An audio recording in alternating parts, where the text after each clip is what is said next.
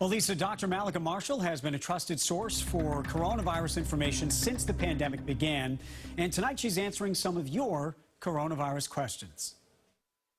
Amy asks, is it safe to drive with non-family members? I've been telling my teenager that he has to drive alone, but I'm wondering if he can drive short distances with friends if they keep the windows down.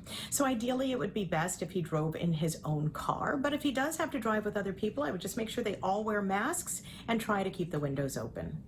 Our next question comes from Dan, who writes, my wife is 70 years old. She volunteers for a charitable local thrift shop. She loves the job and meeting people. However, she has some concerns about working in the small shop. Should she go in? So, you know, Dan, your wife is doing such wonderful charitable work, and obviously work that has meaning to her and brings her pleasure. And our mental health is so important right now.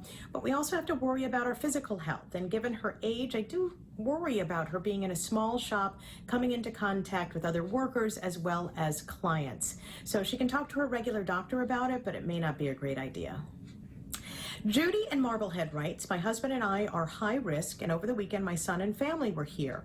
Last week we tested negative for the virus. Is there anything else we should do? So hopefully nobody was infected when they actually spent the weekend with you. You tested negative last week, but that could change if you were subsequently exposed to the virus. So I would see how you feel over the next couple of weeks, and if you develop symptoms, call your regular doctor to find out how you can get tested again. Our next question comes from Joseph, who says he's heard of false negative coronavirus tests, but nothing on false positives, and wonders whether an antibody test could help confirm whether a positive coronavirus test is truly positive.